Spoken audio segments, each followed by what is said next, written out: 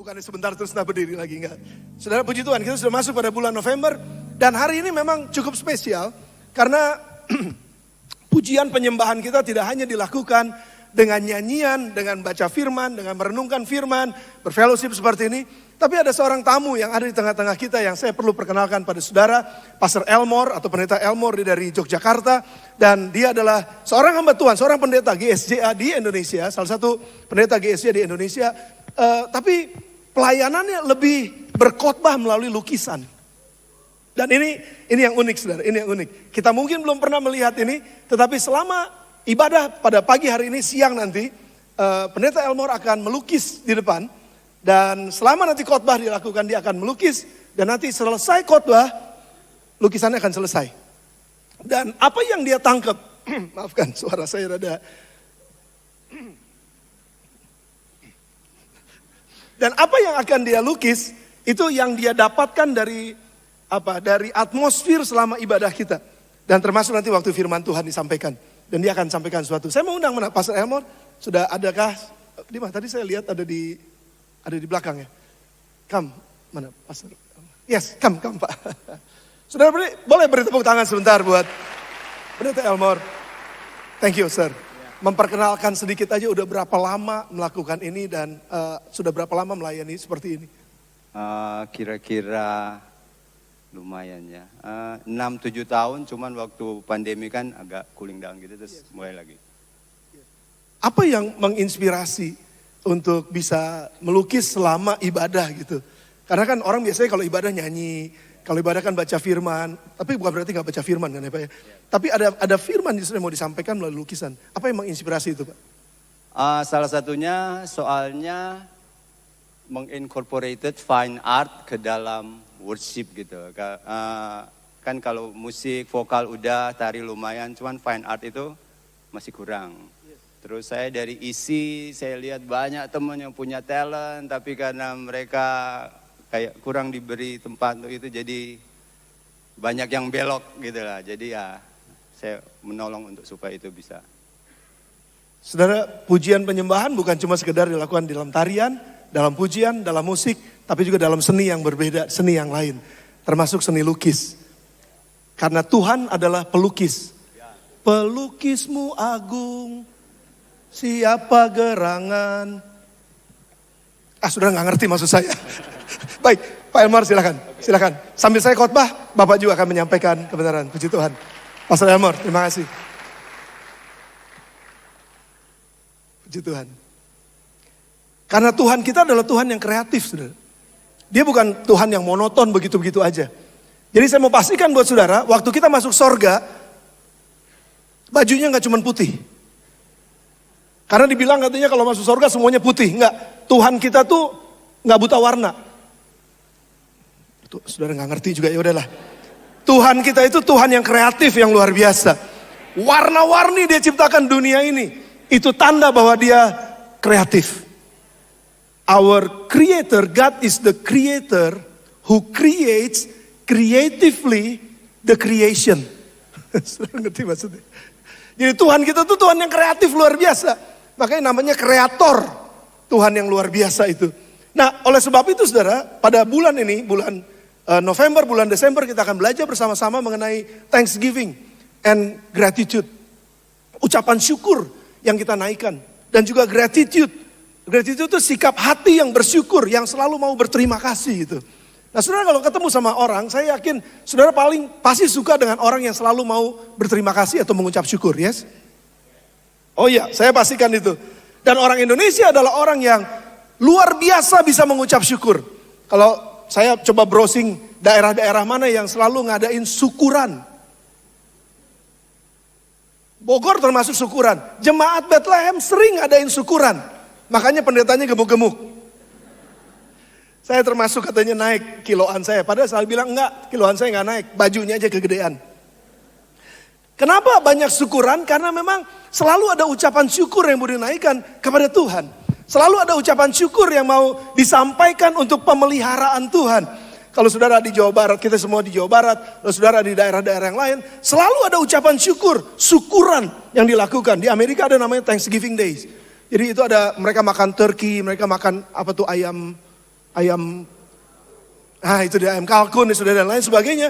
Dan di setiap daerah merayakan itu, setiap negara merayakan itu. Dan yang paling hebat, gak ada duanya, cuma di Indonesia adanya. Cuma di Indonesia. Selalu ada kata untung. Cuma di Indonesia, saudara. Saudara bisa bayangin. Ini adalah bentuk ucapan syukur sebetulnya dalam kehidupan sehari-hari. Anaknya jatuh, berdarah. Untung gak patah kakinya. Berdarah sih, tapi untung gak patah. Jatuh, patah kakinya. Untung gak mati. Selalu untung, saudara. Jatuh, tabrakan das, mati. Untung dia mati. Kalau dia gak mati, sengsara di seumur hidup. Saudara lihat, ada selalu kata untung, ada selalu kata ucapan syukur sebetulnya tanda kutip, yang selalu dinaikkan. Nah cuma masalahnya begini saudara, ya itu kan jadi seperti budaya aja, tapi gak punya makna untuk mengucap syukur dalam ucapan yang sesungguhnya. Kita mau belajar pada hari ini untuk mengucap syukur sesuai dengan firman Tuhan. 1 Tesalonika pasal yang kelima, ayat yang ke-18 dan ayat yang ke-18 tadi saudara. 1 Tesalonika 5 ayat yang ke-18. Dan selama 2 bulan ini kita akan bicara mengenai thanksgiving and gratitude. Sudah ketemu? Katakan yes. Sudah di atas? Mari baca bersama 1, 2, 3. Mengucap syukurlah dalam segala hal. Sebab itulah yang dikehendaki Allah di dalam Kristus Yesus bagi kamu. Yang pertama saudara, mengucap syukurlah di dalam segala hal. Segala hal. Di dalam. Perhatikan kata ini saudara. Di dalam segala hal. Tidak dikatakan bahwa kita harus mengucap syukur untuk segala sesuatu. Enggak. Jangan salah ngerti nih saudara. Alkitab tidak mengatakan bahwa mengucap syukurlah untuk segala sesuatu. Jadi kalau kita bangkrut, saya mengucap syukur. Pastor Fencung, saya mau syukuran. Syukuran apa? Kok syukuran kebangkrutan? Nggak ada saudara. Nggak, kita nggak mengucap syukur buat kebangkrutan. Tapi kita bisa mengucap syukur di dalam keadaan bangkrut. Saudara bisa melihat bedanya? Saudara kayaknya belum makan pagi nih kayaknya ya. Saudara bersama dengan saya. Kita nggak mengucap syukur untuk sakit. Siapa yang? Saya mau syukuran karena saya sakit. Syukurannya kalau sembuh. Tapi kita nggak mengucap syukur karena sakit. Tapi di dalam sakit kita mesti belajar mengucap syukur. Yes? Kita nggak mengucap syukur waktu nggak punya duit. Kita bilang begini, wah saya mengucap syukur nggak punya duit. Gue mengucap syukur nggak punya duit. Terus orang bilang, kayaknya ada yang aneh sama dia. No, tapi waktu kita nggak punya duit, kita belajar untuk di dalam keadaan itu, kita belajar mengucap syukur. Itu yang Alkitab ajarkan, mengucap syukurlah di dalam segala sesuatu. Mengucap syukur di dalam segala sesuatu itu ketika kita mengalami suatu keadaan yang gak sesuai dengan apa yang kita mau. Saya gak bilang bahwa saudara harus mensyukuri segala sesuatu. Saya ditinggalin sama suami saya bersyukur. Wah, berarti ada yang salah dengan itu. Enggak saudara, enggak dalam segala sesuatu. Enggak mengucap syukur untuk segala sesuatu. Tapi mengucap syukurlah di dalam segala sesuatu. Saya enggak tahu apa yang sedang saudara alami pada pagi hari ini. Minggu-minggu ini apa yang sedang saudara alami. Mungkin saudara sedang mengalami sepertinya dalam tekanan. Saudara mungkin enggak mengucap syukur untuk tekanan. Kita enggak mau tekanan terjadi dalam hidup kita. Tetapi paling tidak kalaupun itu terjadi karena dunia sekitar kita menciptakan atau mengkondisikan kondisi di mana kita jadi tertekan. Saudara. Bisa aja. Pendeta bisa tertekan, hamba-hamba Tuhan bisa tertekan. Hamba-hamba Tuhan bisa ngalamin stres, bisa aja saudara. Tetapi dalam keadaan seperti itu yang kita nggak bisa tolak karena terjadi di luar kita. Bagaimana sikap kita yang benar dan diajarkan oleh Alkitab mengucap syukur di dalam keadaan itu. Anak saya sakit. Sementara ada tekanan ini, saya dengar bahwa suami saya ngalamin masalah di dalam pekerjaannya. Dia ditipu dalam usahanya. Padahal ini kondisi, ini gimana ini? Sudah ngerti maksudnya? Kita nggak mengucap syukur untuk hal itu. Kita juga nggak senang-senang untuk hal itu. Kita nggak bahagia untuk hal itu. Memang betul saudara. Tapi dalam kondisi seperti itu, Tuhan ajarkan, mari di dalam itu semua, punya hati yang tetap mengucap syukur. Nggak gampang ini saudara. Mengucap syukur ketika mengalami kekurangan. Ketika mengalami kekurangan saudara. Setiap orang pernah ada dalam kondisi seperti ini. Kebanyakan orang pernah dalam kondisi kurang. Ini usaha, aduh ini udah mesti ngeluarin giro nih, udah mesti bayar hari ini. Tapi belum masuk, masukan yang dari tagihan belum masuk. Ini kekurangan. Loh siapa yang, apakah kita mengucap syukur untuk hal itu saudara? Tetapi di dalam masalah itu, kita masih bisa tetap berkata, pasti ada rencana Tuhan yang baik. Tuhan aku mengucap syukur karena Engkau tidak pernah tinggalkan. Itu ucapan syukur tuh saudara. Jadi bukan karena apanya, tapi di dalam apa kita mengucap syukur. Makanya kalau kita mau belajar mengucap syukur saudara. Saya tuliskan, ada satu anonim yang tulis, seorang tulis. Ucapan syukur mengubah apa yang saya miliki menjadi cukup. Ada banyak orang yang gak pernah bisa cukup. Udah punya, tapi tetap aja rasa kayak ada yang kurang gitu. Tapi ucapan syukur itu justru mengubah apa yang saya punya jadi cukup. Makanya kenapa Paulus katakan, cukupkanlah diri dengan apa yang ada padamu. Ya semua orang maunya punya kelimpahan. Tapi pada saat kondisi tertentu mungkin kita gak cukup. Hari ini kita mungkin gak cukup. Gak cukup hikmat mungkin. Gak cukup keuangan mungkin. Gak cukup sabar mungkin dalam menghadapi kondisi yang begitu sulit ini. Susah banget Tuhan. Tapi Tuhan katakan, jangan ngeluh, jangan marah-marah, jangan protes-protes, jangan nyalain orang lain. Diam diri, belajar ucap syukur. Di dalam kondisi itu. Karena apa? Karena ketika kita mengucap syukur, itu akan mengubah keadaan kita. Yang tadinya kita rasa bahwa saya gak mungkin bisa. Tapi ketika kita belajar mengucap syukur, ada satu energi yang disebut dengan endorfin itu keluar tuh saudara. Ada aura positif itu keluar ketika kita mengucap syukur. Sehingga sesuatu terjadi dalam pola pikir kita dan kita bisa diubahkan. Saya mau bahas nanti di belakangnya. Tapi saya mau bahas dulu ayat ini yang kedua saudara. 1 Tesalonika 5 ayat 18. Mengucap syukurlah dalam segala hal, itu yang pertama. Yang kedua. Sebab itulah yang dikehendaki Allah di dalam Kristus Yesus bagi kamu. Kehendak Allah. Ucapan syukur itu adalah kehendak Allah. Jadi kalau kita mau tahu apa sih kehendak Allah, salah satunya adalah mengucap syukurlah. Waktu kita mengucap syukur, kita sedang melakukan kehendak Allah.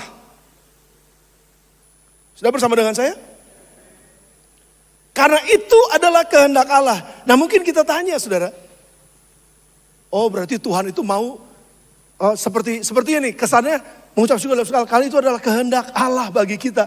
Kehendak Allah bagi kita. Jadi Tuhan mau kita selalu mengucap syukur. Karena Tuhan haus untuk diucapkan syukur. Enggak saudara. Ucapan syukur adalah untuk kebaikan kita. Bukan untuk dirinya. Jadi kalau Tuhan bilang belajar mengucap syukur ya. Mengucap syukur dalam segala hal. Bukan untuk Tuhan. Tapi waktu kita mengucap syukur dalam segala hal. Itu untuk kepentingan kita. Taruh itu dalam pikiran kita saudara. Jadi jangan berpikir bahwa wah Tuhan ini haus pujian, haus ucapan syukur, haus rasa terima kasih. Jadi selalu saja kita harus bilang terima kasih sama dia. Well, bukan Tuhan yang butuh, kita yang butuh untuk mengucap syukur. Karena itu adalah untuk kebaikan kita. Apa maksudnya untuk kebaikan kita saudara? Yang pertama, saya mau dengan cepat mau sampaikan ini buat saudara. Yang pertama, kalau hati kita bersyukur dan kita punya gratitude dalam hidup kita, sikap bersyukur dalam kehidupan kita, itu membuat kita menjadi kuat. Makanya Tuhan mau supaya kita mengucap syukur. Supaya kita jadi kuat. Kalau saudara ikuti cerita Ayub, kita di staf pastoral selama bulan ini kita lagi bahas mengenai Ayub saudara. Kemarin saya bahas Ayub yang pertama. Tapi kita gak perlu baca ayat Ayub semuanya. Tetapi apa yang membuat Ayub kuat bertahan di tengah-tengah penderitaan yang sedemikian rupa yang seharusnya dia punya 1001 macam alasan untuk mengeluh, marah, kecewa, mempersalahkan Tuhan, mempersalahkan siapapun yang ada dalam kehidupannya. Dia punya 1001 macam alasan untuk tidak dapat mengucap syukur. Tapi apa yang membuat dia menjadi kuat? Apa yang membuat dia terus bertahan di dalam keadaannya itu? Ucapan syukur itu, saudara. Saudara bisa bayangkan ya, dia lagi enak-enak, lagi ngopi di rumahnya, lagi anteng-anteng gitu. Terus tiba-tiba ada datang pelayannya udah compang-camping. Tuhan, itu ada pasukan ini ngambil harta Tuhan, ngambil kambing, domba dan lain sebagainya. Wah, dia kaget. Kenapa jadi bisa begini nih? Usaha saya kok bisa diambil sama orang gitu kira-kira. Lalu belum sempat dia bilang A sama yang satu datang lagi. Tuhan, ini ada ladangnya kok kena badai dan lain sebagainya. Pokoknya kira-kira semua disaster, semua kesusahan. Dan dia masih kaget dengan itu. Baru aja dia bilang, masa? Terus tiba-tiba datang lagi. Tuhan, saya selamat dari itu rumah yang tertempa petir badai dan akhirnya merubuhkan rumah anak-anak Tuhan. 7 laki-laki 3 perempuan mati semua. Saudara, kalau kita baca kitab Ayub, nggak ada satu orang pun di antara kita yang mau meneruskan ceritanya, apalagi mengidentifikasikan dengan diri kita. Pasti kita bilang gini, nggak mau gue kayak begitu. Nggak ada seorang pun yang mau. Tapi Ayub mengalami hal seperti itu atas seizin Tuhan. Tetapi apa jawabannya ketika dia alamin itu semua? Susah luar biasa. Tekanan yang demikian besar. Stres yang luar biasa. Tapi dalam kalimatnya Ayub berkata, apa yang terjadi dengan kehidupan ini? Dia robek bajunya. Yang pertama. Yang kedua, dia cukur rambut di kepalanya. Yang ketiga, dia sujud menyembah dalam abu. Tanda bahwa dia berduka. Tanda bahwa dia sedih. Tanda bahwa dia tidak mengharapkan ini semua. Dia nggak bisa mengucap syukur untuk apa yang terjadi dengan semua lingkungannya. Susah buat dia untuk katakan, oh saya senang, woi saya diberkati. Nggak bisa, jauh dari itu semua. Dan dia kecewa, dia sedih, dia marah, dia hancur hati. Tetapi dia nggak stop di situ. Karena dia bisa berkata begini, kalimatnya berkata, Tuhan yang memberi, Tuhan yang mengambil. Terpujilah nama Tuhan. Ada yang bisa bilang begitu ketika usahanya susah? Gak ada yang mau usahanya susah. Gak ada yang mau pekerjaannya berantakan. Gak ada yang mau keluarganya juga kacau. Gak ada yang mau, saudara. Tapi mungkin saja akibat satu dan lain hal. Ada di antara saudara yang mengalami hal seperti ini. Dan gak separah Ayub sebetulnya. Tetapi selalu ada alasan untuk kita bisa mengucap syukur. Karena pada saat kita belajar mengucap syukur, Tuhan aku tahu aku gak nyaman. Aku tahu aku sedang kehilangan. Aku tahu aku sedang dalam keterpurukan. Tuhan aku tahu aku sedang dalam masalah yang sangat berat. Aku ngerti ini Tuhan. Dan gak mungkin kayaknya ada jalan keluar. Tetapi aku mau belajar hari ini melihat semua berasal dari Tuhan. Dan semua akan kembali kepada Tuhan. Aku mau melihat bahwa Tuhan berkuasa atas keadaan ini. Dan aku mau belajar berterima kasih kepada Tuhan. Ayub gak mudah saudara menghadapi ini. Bisa ada kemungkinan buat Ayub untuk bunuh diri. Bisa ada kemungkinan buat Ayub untuk mengutuki Tuhan. Meninggalkan Tuhan. Gak mau lagi percaya kepada Tuhan. Sangat besar kemungkinannya. Tetapi dia tidak memilih itu. Tapi dia memilih untuk berkata, Tuhan yang memberi. Tuhan yang mengambil. Tetap aku sembah dia. Aku tetap mengucap syukur. Ada kekuatan dalam ucapan syukur. Ada kekuatan dalam ucapan syukur. Justru kalau Ayub pada saat itu ngutukin Tuhan, ninggalin Tuhan, gak bisa mengucap syukur, gak akan pernah ada pasal 42 di belakang, di mana Tuhan memulihkan seluruh keadaan Ayub. Sudah bersama dengan saya?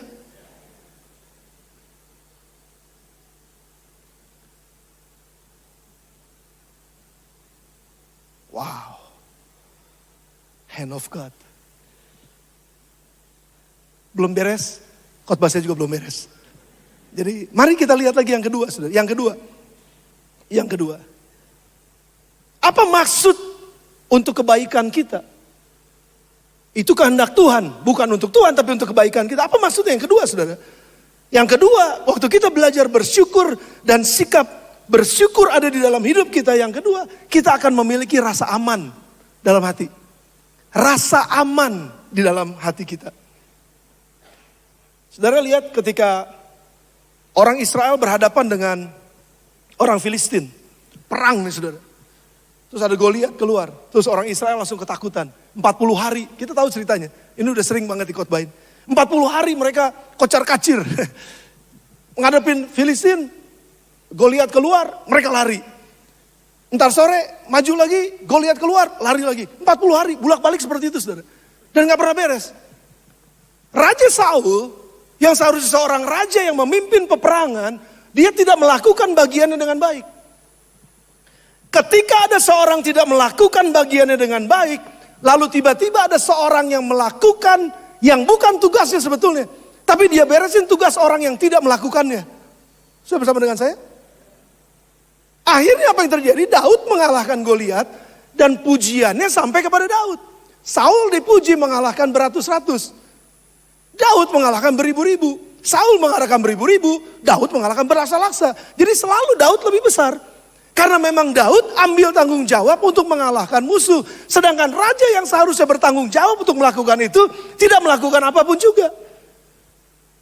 Kalau menurut saya, kalau saya Raja Saul, saya akan mengucap syukur untuk kehadiran anak muda ini.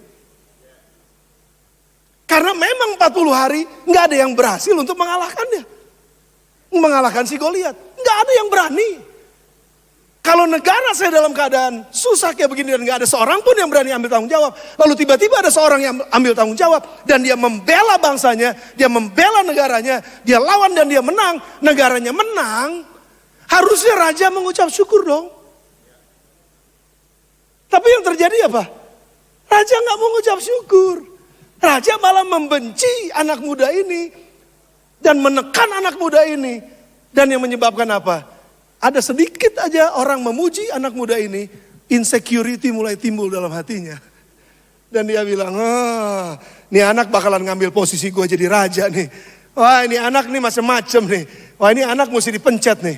Ini anak mesti ditekan nih. Ini anak gak boleh nih dikasih kesempatan nih. Bahaya nih dia nih, dia bisa menggantikan kedudukan saya. Sudah lihat? Ucapan syukur membawa kita punya rasa aman.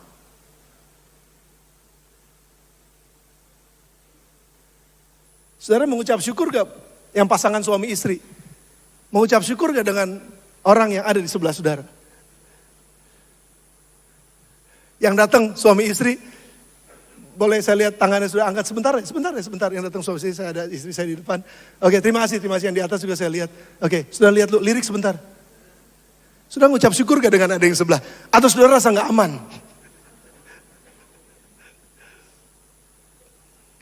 Untuk hal-hal bahkan yang sepele sekalipun saudara, mari kita belajar mengucap syukur karena di situ kita jadi aman. Kita punya rasa aman, gak takut kehilangan, gak takut ngerasa bahwa saya akan tersaingi, gak takut bahwa pekerjaan saya nanti diambil sama orang, gak akan takut ketika ada orang lebih baik melakukannya, saya gak akan jadi cemburu, saya aman. Karena saya mengucap syukur buat segala sesuatu yang terjadi. Saya mengucap syukur buat segala sesuatu yang terjadi di gereja ini. Saya mengucap syukur ada begitu banyak anak-anak muda yang bertalenta dan kita harus kasih kesempatan buat mereka untuk jadi pemimpin. Jangan sampai ada seorang pun yang ngerasa jabatan gue terganggu nih ntar nih. Posisinya jadi terganggu nih ntar nih. Tapi juga bukan berarti melepaskan tanggung jawab. Bertanggung jawablah. Lakukan tanggung jawab kita dengan sungguh-sungguh, maka kita akan jadi secure. Dan ucapkan syukur dengan tanggung jawab yang Tuhan berikan kepada kita. Sudah bersama dengan saya? Yang ketiga, apa maksudnya untuk kebaikan kita? Karena waktu kita mengucap syukur kita jadi kuat. Waktu kita mengucap syukur kita jadi aman. Waktu kita mengucap syukur kita jadi memiliki aura yang positif. Itu yang ketiga. Ucapan syukur membuat kita menjadi manusia yang positif. Yusuf gak pernah terlihat bersungut-sungut sejak hari pertama dia dijahatin sama saudara-saudaranya. Sampai dia ketemu lagi sama saudara-saudaranya setelah dia menjadi tuan atas Mesir. Minggu lalu Jonathan Patiasina menyampaikan ini. Dan itu hal yang luar biasa. Tapi selama Alkitab ditulis mengenai Yusuf, tidak pernah terlihat Yusuf ngambek, Yusuf marah, Yusuf bersungut-sungut. Yusuf nyalahin orang, apalagi Yusuf nyalahin Tuhan. Nggak pernah ada indikasi bahwa Yusuf tidak mengucap syukur. Saya yakin Yusuf mampu mengucap syukur dalam setiap keadaan itu. Yusuf sanggup melakukannya. Kenapa? Terlihat. Karena Potifar melihat Yusuf orang yang diberkati Tuhan. Yusuf orang yang disertai Tuhan. Saudara, orang yang disertai Tuhan tampangnya pasti menyenangkan. Kalau saudara mau tahu orang disertai Tuhan atau enggak, sudah dengar cara dia ngomong.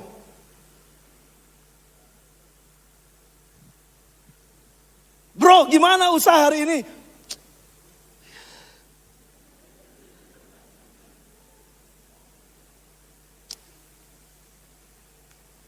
Sudah ketawa ngelihat saya. Tapi itu kenyataan dalam keseharian. Justru orang yang disertai Tuhan. Gimana hari ini? Nggak bagus sih. Tapi saya tetap percaya. God is in control. Saya tetap percaya. Lihat saudara, optimisme orang yang disertai Tuhan, yang diberkati Tuhan, orang yang mengucap syukur, dengan optimisme orang yang tidak bisa mengucap syukur. Bukan optimis, pesimis. Baru kita bilang, nih ada visi besar, kita akan lakukan ini ya. Susah itu mah. Mana mungkin bisa. Lihat apa yang kita punya dong. Saudara, ucapan syukur selalu membuat orang jadi positif. Tapi tidak ada pengucapan syukur selalu membuat orang jadi pesimis. Dan orang yang pesimis, kita gak demen deket-deket sama dia. Karena itu menular. Serius, itu menular. Saudara, saya gak suka dekat sama orang yang saya pernah ketemu, beberapa kali sebenarnya ketemu dalam pertemuan-pertemuan, saya gak usah sebut pertemuan apanya, tapi ini pertemuan bukan di GSC Bethlehem. Karena di GSC Bethlehem semuanya positif. GSC Bethlehem selalu ucap syukur soalnya.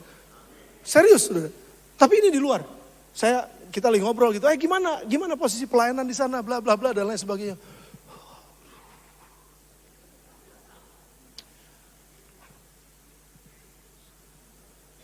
Dari mukanya aja kita udah gak semangat, saudara. Kalau udah begitu saya bilang, gue pulang aja ke Bogor, gue ngapain ada di sini. Udah gak enak karena itu menular, saudara.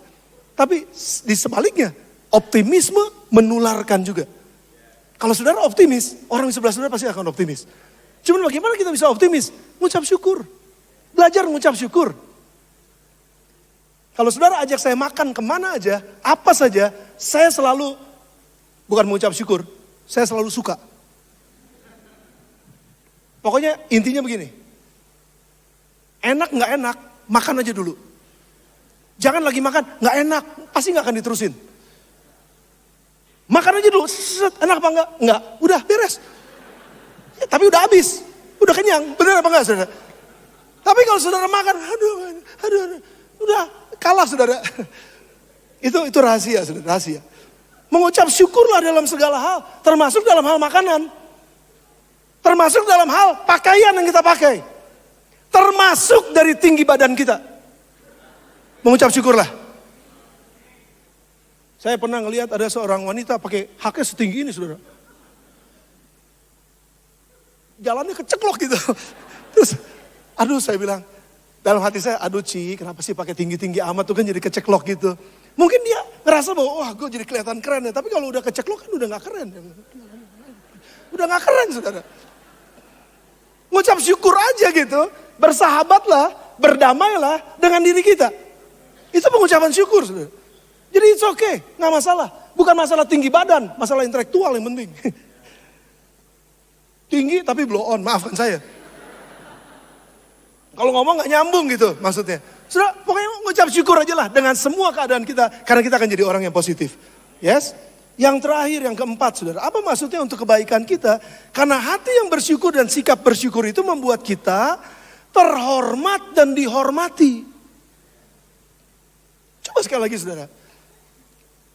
Saudara, kenapa ada banyak orang yang gak bisa dihormatin gitu? Karena memang bawaannya negatif terus gitu. Jadi orang gak suka. Sudah kalau lihat ya, di dalam cerita 10 orang kusta. Lalu berseru kepada Yesus, ketemu sama Yesus di jalan. Tuhan, sembuhkan kami. Lalu Tuhan Yesus kasihan sama 10 orang kusa ini. Lalu Tuhan bilang, pergi tampakkan dirimu kepada imam-imam. Sudah perhatikan, semua pergi menampakkan. Di tengah jalan semua sembuh. Semua sembuh. Artinya apa? Iman mereka semua luar biasa. Karena cuman pergi, oke Yesus saya pergi, set lagi di jalan sembuh. Belum ketemu sama imam udah sembuh. Tapi di tengah jalan 9 orang terusin ke imam, 1 orang gak terusin ke imam, 1 orang balik sama Tuhan Yesus. Lalu datang sujud, Tuhan terima kasih. Terima kasih. Saya sembuh. Ini bukan karena saya sedih, karena suara saya habis. Tuhan, saya sembuh, terima kasih. Tuhan terima kasih. Lalu apa yang Yesus katakan? Kamu sendirian? Ya, yang lain mana? Dan Yesus bilang gini, yang lain pergi, ini datang terima kasih. Sedangkan dia ini orang Samaria. Sudah ngerti gak maksud kata Samaria? Samaria itu orang yang second class. Kamu mah gak ada harganya buat orang Yahudi. Gak ada harganya sama sekali. Gak dianggap. Kamu second class. Tapi justru second class, kalau dia mengucap syukur, dia jadi orang yang first class. Betul saudara? Oh iya, saudara, jangan sekali-sekali tidak mengucap syukur dan tidak berterima kasih. Apapun yang saudara terima dalam kehidupan, mari kita belajar untuk mengucap syukur dan berterima kasih. Karena kita akan jadi orang yang terhormat. Dan kita akan dihormati. Ucapan syukur begitu penting. Gratitude begitu penting, saudara. Nah, ada sebuah pengajaran, saya tutup dengan ini. Ada sebuah pengajaran teologi anjing dan kucing. Saya gak tahu saudara pernah dengar atau enggak. Tapi udah cukup lama nih. Saya pernah dengar, udah lama. Tapi ini gak pernah diajarin di sekolah teologi. Anjing dan kucing.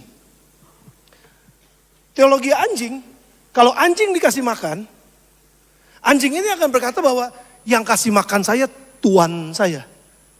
Bos saya yang kasih makan saya. Terima kasih. Gitu. Sedangkan kalau teologi kucing, waktu dia dikasih makan,